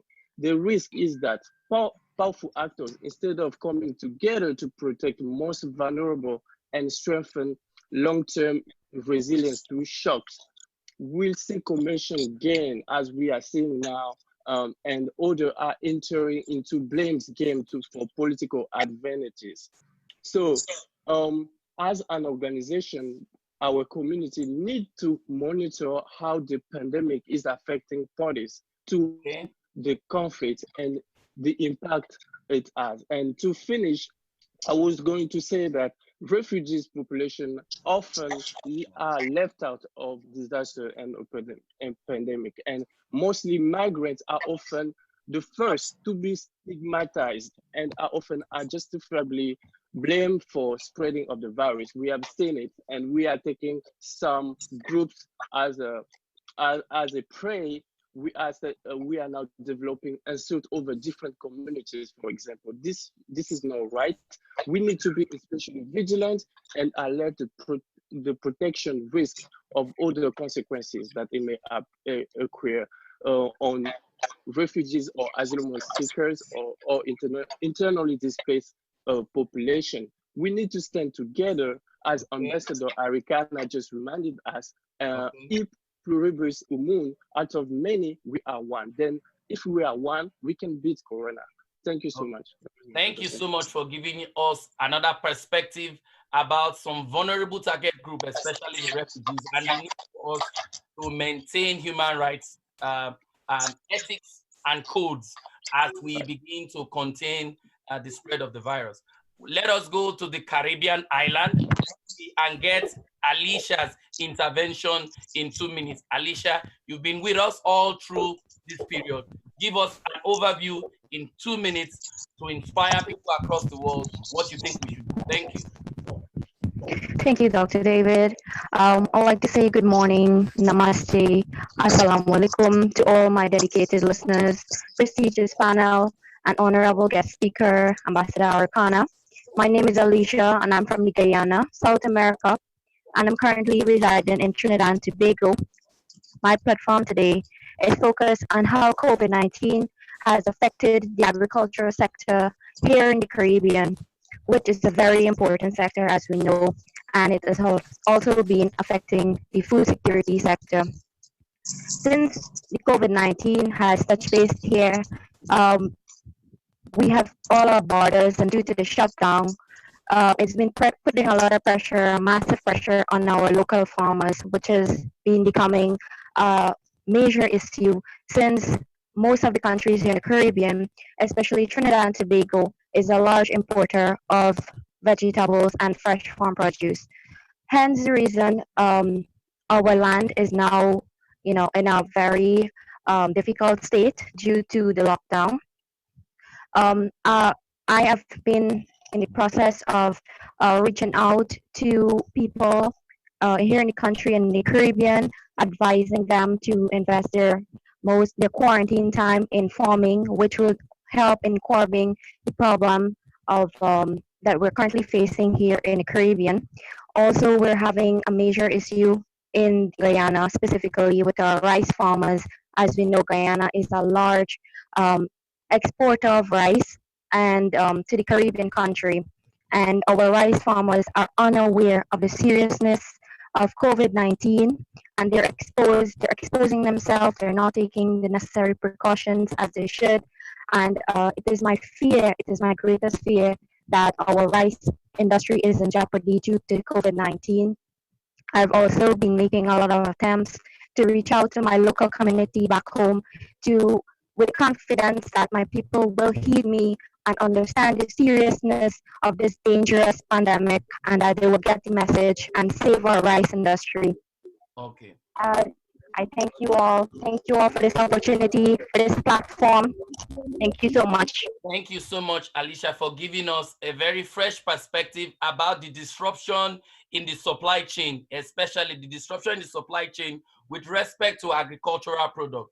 Thank you for also highlighting the fact that we should also carry our farmers along, especially if they are the ones that are in the front line for our agricultural sector that are currently being disrupted. I want to call in Dr.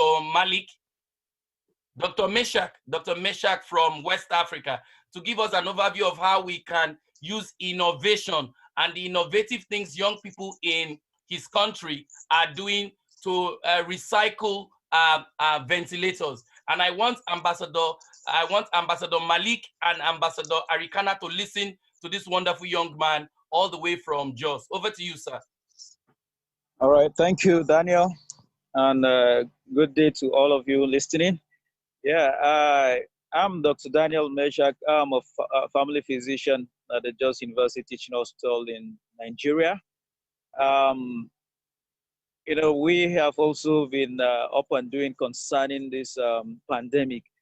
One thing that came to light is how ill-prepared our own public health system was to cope with this, and also the inadequate supplies of equipment as well as consumables, you know. And so in the course of talking about it, we had many young people coming out volunteering to use their skill to see how we can improvise some of the things that we need locally, you know. And one of such things was is the issue of ventilators, because we don't have many ventilators around, even as we prepare for this pandemic.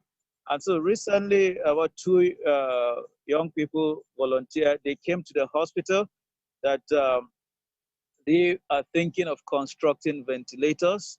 However, they want to see if there are ventilators that are not working, so that they could get parts from it, from them, to construct a ventilator. And so they were shown some of the ventilators that were not working, and they were able to fix those ventilators, and now they are working. About two ventilators, they are now working, you know. And these are young people that are not help us now. They have not even had anything to do with ventilators before, but they are just gifted in terms of innovation. And so they were able to fix that. And it has made even the state government here in Plateau State, Nigeria, to be looking inwards there. In fact, right now they've made an announcement that they are going to encourage local innovators to come up with ideas on how we can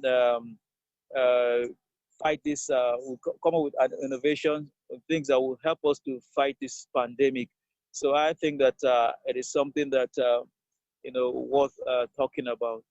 Thank you very much. Thank you so much. And High Excellency, Dr. Arikana, why I'm stressing about this is this. I've seen the picture of the ventilating machine. It is wonderful. As I speak to you, it's already going viral. That two of the young people, but I must give credit to Dr. Daniel, because he actually brought them and told them the medical importance of it. And they told him that we are able to use our mechanical skills to address some of these issues, and they've been able to renovate two ventilators. One ventilator costs about $20,000. You can't even get it now. It is between $20,000 and $45,000 for one ventilator, and they've been able to renovate four, and it has triggered the state government as we speak. They are almost local heroes. I tried to get them on board, but I was able to get the young man that had the great heart to inspire them to do well. I will be calling another innovator here, who is also part of us here. He's from Sierra Leone, Francis Kuruma.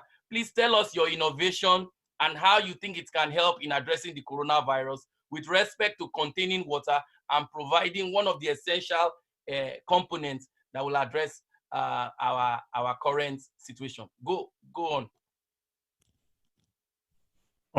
Hello everyone. Can you hear me? Oh, my name is Francis Koma. I'm from Sierra Leone, but I'm currently staying in New York here, one of the deadly zone of the virus. So the project I've been working on is trying to build in a water tanks called using a 3D printing construction, which was once used in Norway back in 2018 to build 10,000 liter water tanks for storage in Africa for area where they can access the safe drinking water. And as illustrated, water scarcity affects more than 40% of the world population. And then it's an alarming figure that is projected to increase in as the global temperature in some certain kind of sequences. And then Sierra Leone is one of the 40 countries that is affected by water scarcity. And at this time, and imagine using a modern day technology called 3D printing that can build a 10,000 liter water tank in less than 48 hours. The white people are using here, it's not a well-known technology, and it has not been done yet in Africa. So like that's my project, and that's what I want to start doing as I start up company. And imagine the white people are using it here to build houses in less than 48 hours to build to construct an house. And imagine we have like for the less privileged in Africa, like in some communities where they can have this storage of water and in certain crises like this. And then like for why not everybody like have to like find a way to have water for daily uses and also for the washing of hands and for other daily uses. So that's what I'm currently doing, and that's what let me say that's the idea I'm currently working on. And by as time goes on, I just believe if we have this kind of solution in Africa, we can get ready for anything, and it can be more sustainability, and it's kind of essential for us to use it in Africa. And that's what I'm currently working on as a youth and as the next generation of global leaders and as an entrepreneur. So I'm just encouraging everyone as from everywhere you are. And I think this is the right time for us to work on stuff and also to stay home. The stay home in can affect us in one way, like it has an advantage and a disadvantage. I think this is the right time for us to reconsider and recheck what can be done or what can we what can we add in the table. So All that's right. one of the things. Yeah. Thank you. you so much. Thank you so much, Francis. And I hope our viewers across the world are listening to what he's saying. So his technology is centered, or his innovative concept is centered around creating 3D container that can hold a large, vast amount, a quantum of water over a long period of time. As you heard Her Excellency Dr. Arikana speak, water is an integral part of us even addressing the COVID, because you need water and soap to wash your hand. And there are many communities that do not have the water. So his innovation is able to contain 10,000 gallons of water over a long period of time using the technology of 3D. And I think it's also one of the ways. I call on Richmond to make his intervention. Please, Richmond, over to you. Thank you.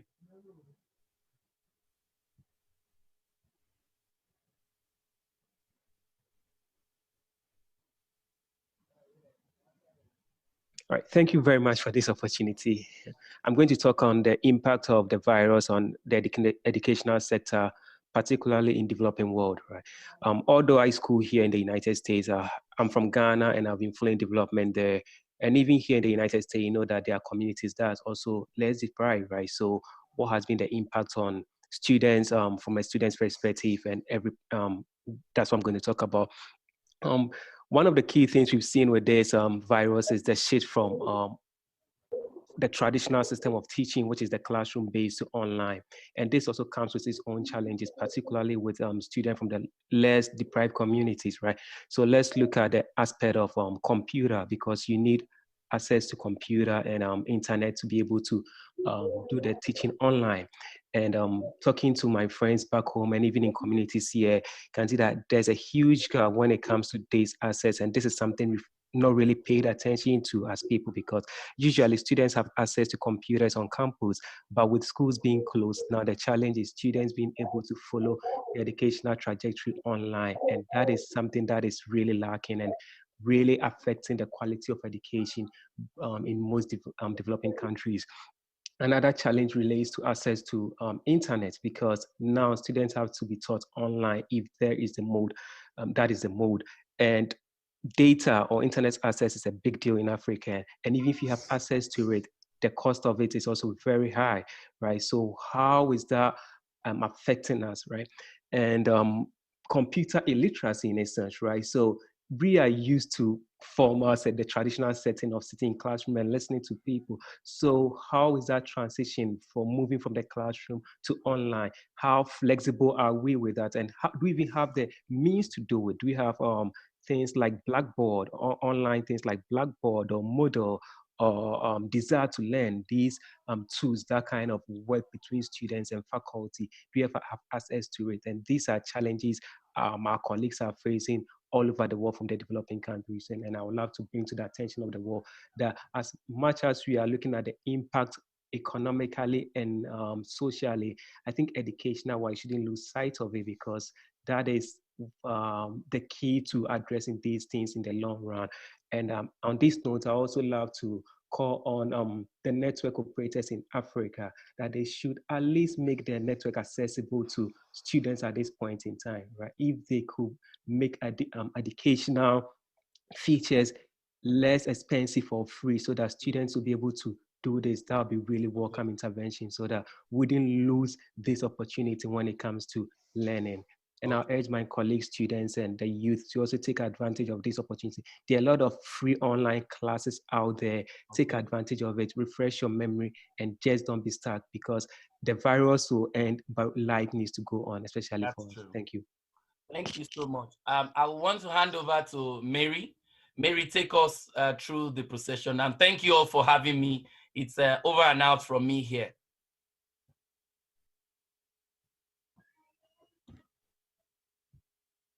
Thank you, Daniel. I would like to thank all the people who join us today, the speakers and the people who are watching us live in SierraCast online broadcast. So first, let us do something. We are asking all of us to have 193 minutes of silence for respect of those people who lost their lives because of the coronavirus around the world. So we'll be having 193 seconds silence for all those that have lost their life. The 193 seconds stands for each country and all the plague.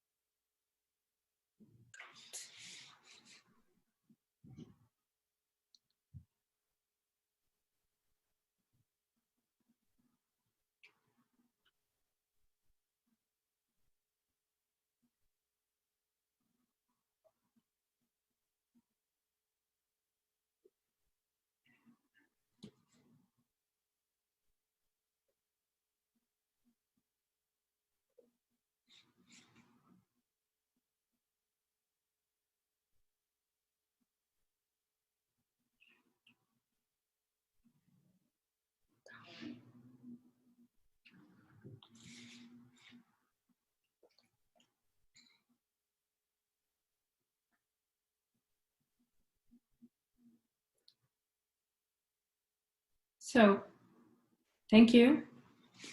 I appreciate your effort and everyone who came and be part of this wonderful press release. It was challenging for us. We brought all those people from 71 countries, and it was not easy for us because of the difference of the time zone. Some countries are going through a difficult situation right now. There is a lack of, they don't have access to internet, they don't have access to health. Some people cannot step out for their houses, but still there is a lot of people who made the commitment to work with us and make this initiative move forward. So yeah, as we listen to all this good presentation from different news from different sectors and people who came from different parts of the world. It's amazing. It was really an amazing presentation. And the next step that we are going to do, we are going to put all these things together on draft and have our plan and strategy for the next step. So it's just the starting today for our project, and we are going to continue doing it. We are in a stage that we are coming together to build our life and livelihood for the next upcoming generation. We are going to use the reliable resources that we have to build the institution that we want to see our face on. So if in the future we have gone through these challenges, disaster or natural disaster, diseases, we will be able to fight it with the tools and with all the knowledge that we have here. And each of us will be part of this process. And we are asking the people, the audience and everyone out there who would like to join us and be part of the movement, please reach out to us. We need as much as powerful youth that want to be part of us. And we're calling most other humanitarian organization also who want to join us and doing the work. Please come together and let us do it. So it's just the beginning, and we are working together. We are going to fight the COVID-19, and the disease will end soon. So this is it for today. I would like to thank you again, all the speakers who have taken from their time, who have been working with us, and all the audience who have been following us and watching the live show. So thank you. Thank you, Mary. Thank you. Thank you so much, everyone. Thank you, everyone. Bye. Have a nice day. Bye. Thanks so much, have a nice day, Mary. Bye. And share the report with the emails. Bye. Bye.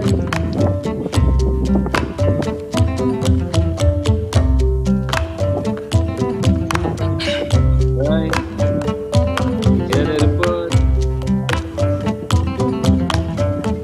Are we gonna have this video like show your Thank you, everyone, and bye. Thank you, everyone. Have a good day. Okay, I just made some suggestion on the chats side of our screen right now. If you guys can go through it, probably you can take it into consideration as we move forward after this live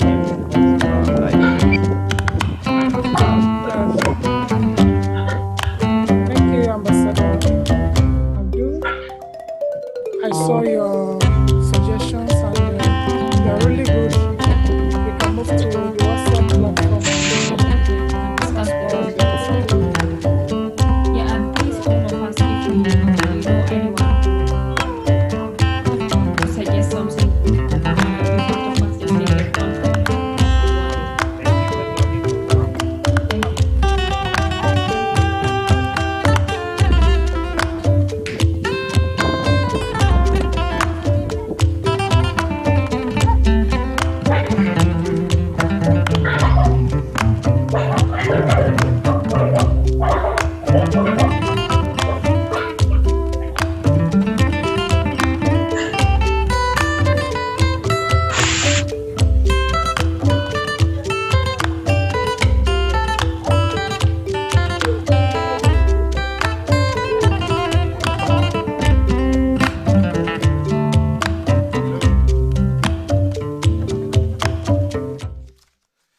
Yes, we have come to the end of the program, and I've gotten a lot of text here.